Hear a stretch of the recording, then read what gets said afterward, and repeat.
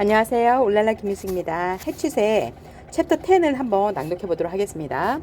He could not at least leave the fire.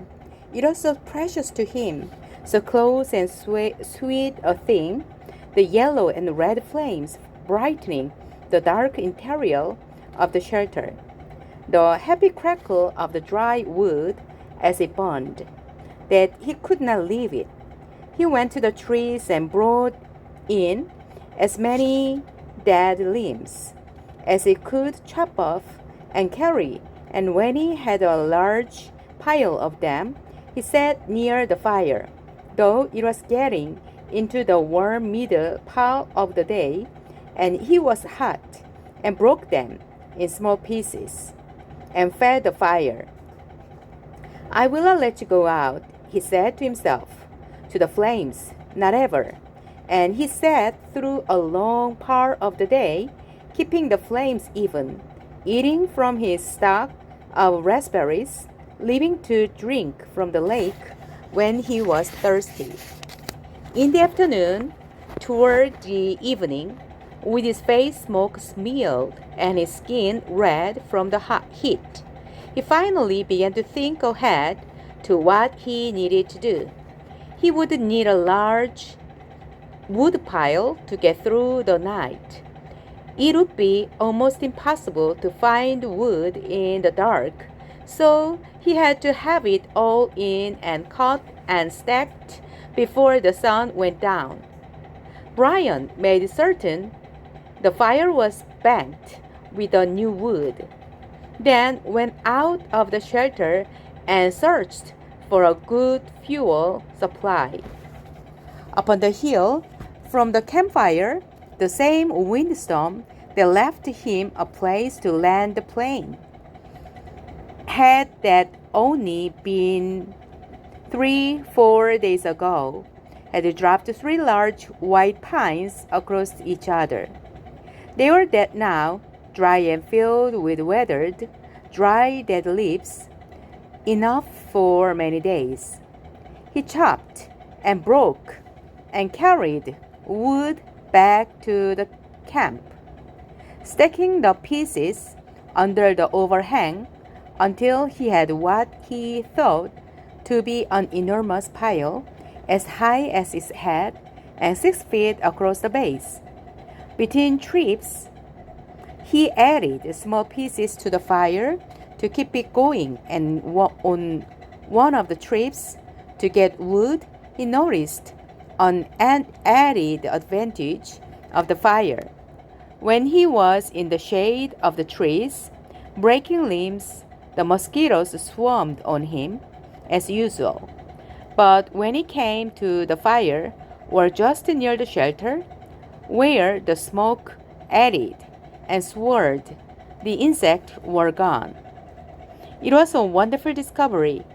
The mosquitoes had nearly driven him mad, and the thought of being rid of them lifted his spirit.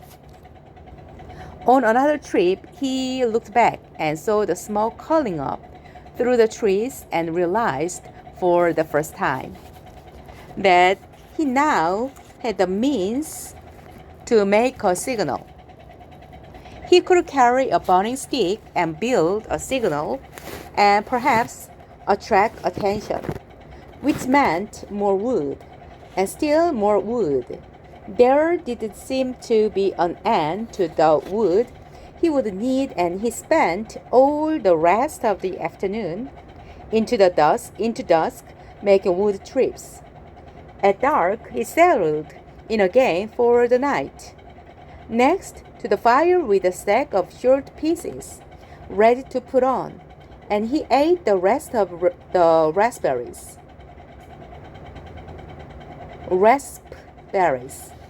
During all the work of the day, his leg had loosened, but it still ached a bit, and he rubbed it and watched the fire and thought, for the first time since the crash, that he might be getting a handle on things, might be starting to do something other than just sit.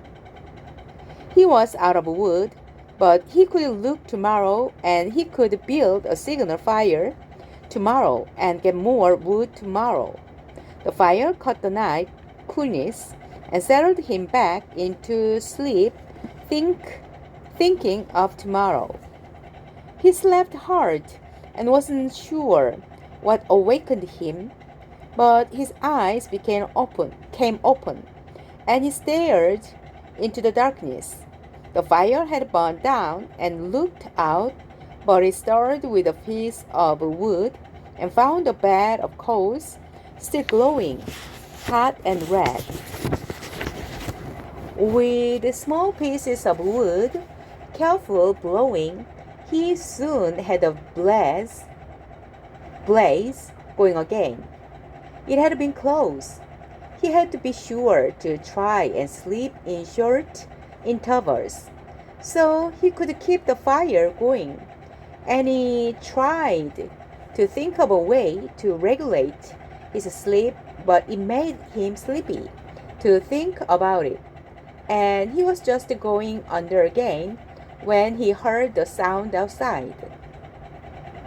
It was not unlike the sound of the porcupine, something slithering and being dragged across the sand.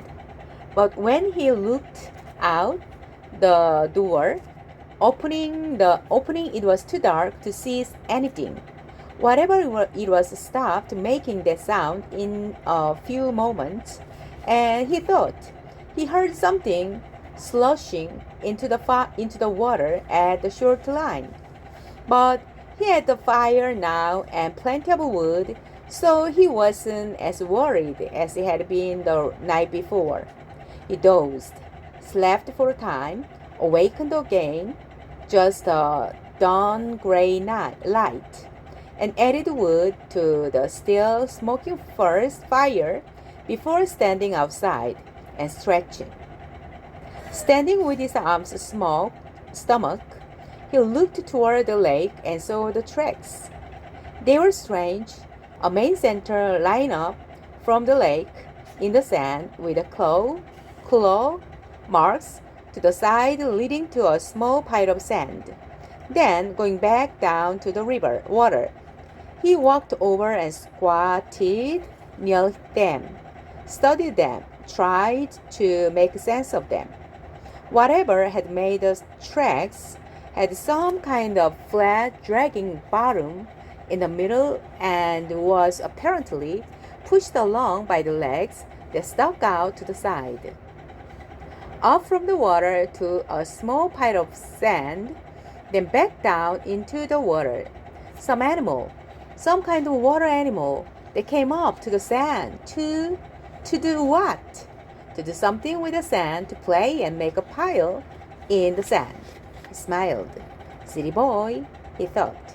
Oh, you city boy, with your city ways. He made a mirror in his mind, a mirror of himself, and saw how he must look. City boy with your city ways, sitting in the sand, trying to read the tracks and not understanding. Why would anything wild come up from the water to play with the sand? Not that way. Animals weren't that way. They didn't waste time that way. It had come up from the water for a reason, a good reason, and he must try to understand the reason. He must change to fully understand the reason himself, or he would not make it. It had come up from the water for a reason, and the reason, he thought, squatting, the reason had to do with the pile of sand. He brushed the top off gently with his hand, but found any damp sand. Still, there must be a reason, and he carefully kept scraping and digging until about 4 inches down. He suddenly came into a small chamber in the cool, damp sand, and they lay eggs, many eggs, almost perfectly round eggs, the size of table tennis balls. And he laughed then because he knew. It had been a turtle. He had seen a show on television about sea turtles that came up onto beaches and laid their eggs in the sand. There must be freshwater lake turtles that did the same. Maybe snapping turtles. He had heard of snapping turtles. They became fairly large, he thought. It must have been a snapper. They came up in the night when he heard a noise that awakened him. He must have come then and laid the eggs. Food. More than eggs. More than knowledge. More than anything, this was food. His stomach tightened and rolled and made noise as he looked at the legs, as if his stomach belonged to somebody else or had been laid eggs with his own eyes and was demanding food. The hunger, always there, had been somehow controlled and dormant. When there was nothing to eat, but with the eggs came the scream to eat. His whole body craved food with such an intensity that it quickened his breath. He reached into the nest and pulled the eggs out one at a time. There were 17 of them, each as round as a ball and white. They had lengthy shells that gave instead of breaking when he squeezed them. When he had them heaped on the sand in a pyramid, he had never felt so rich. Somehow, he suddenly realized that he did not know how to eat them. He had a fire, but no way to cook them, no container, and he had never thought of eating a raw egg. He had an uncle named Carter, his father's brother, who always put an egg in a glass of milk and drank it in the morning. Brian had watched him do it once, just once, and when the runny part of the white left the glass and went into his uncle's mouth and down the throat in a single gulp, Brian always lost everything he had ever eaten. Still, as his stomach moved toward his backbone, he became less and less fussy. Some natives in the world ate grasshoppers and ants, and if they could do that, he could get a raw egg down. He picked one up and tried to break the shell and found it surprisingly dull. Finally, using the hatchet, he sharpened a stick and poked a hole in the egg. He widened the hole with his finger and looked inside. Just an egg. It had a dark yellow yolk and not so much white as he thought there would be. Just an egg. Food. Just an egg. He had to eat. Raw. He looked out across the lake and brought the egg to his mouth and closed his eyes and sucked and squeezed the egg at the same time. Swallowed as fast as he could. Each! He had a greasy, almost oily taste, but it was still an egg. His throat tried to throw it back up. His whole body seemed to convulse with it, but his stomach took it, held it, and demanded more. The second egg was easier, and by the third one he had no trouble at all. It just slid down. He ate 6 of them. Could have easily eaten all of them and not been full. But a part of him said to hold back, save the rest. He could not now believe the hunger. The eggs had awakened it fully, roaringly, so that it tore at him. After the 6th egg, he ripped the shell open and licked the inside clean.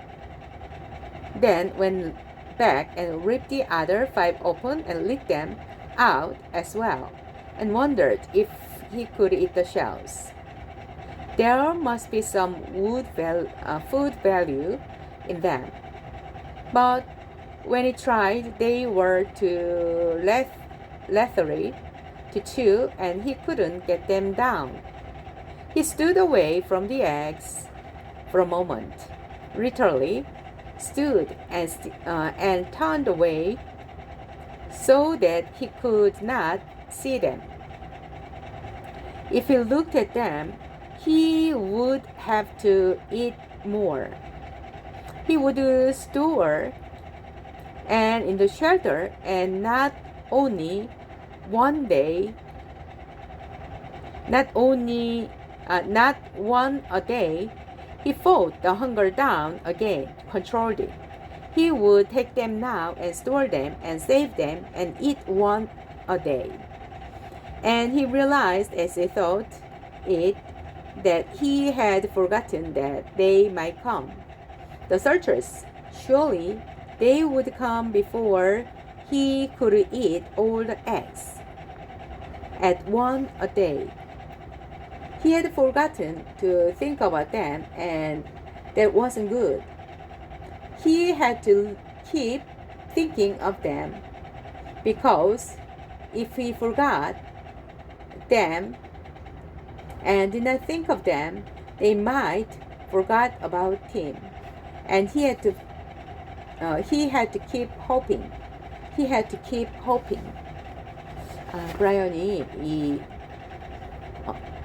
브라이언이 비행기 추락사고 이후 이 무인도 같은 곳에서 아무도 없는 곳에서 어떻게 이렇게 삶을 헤쳐나가는지에 대한 생존에 대한 이야기를 해주고 있는 것 같습니다. 13살짜리 브라이언이 혼자서 이렇게 살아가기 위해서 달걀을 몇 개나 이렇게 생달걀 평소에는 먹지도 않는 거를 이렇게 생존을 위해서 먹고 있는 모습 그림으로 그려지고 있습니다. 감사합니다.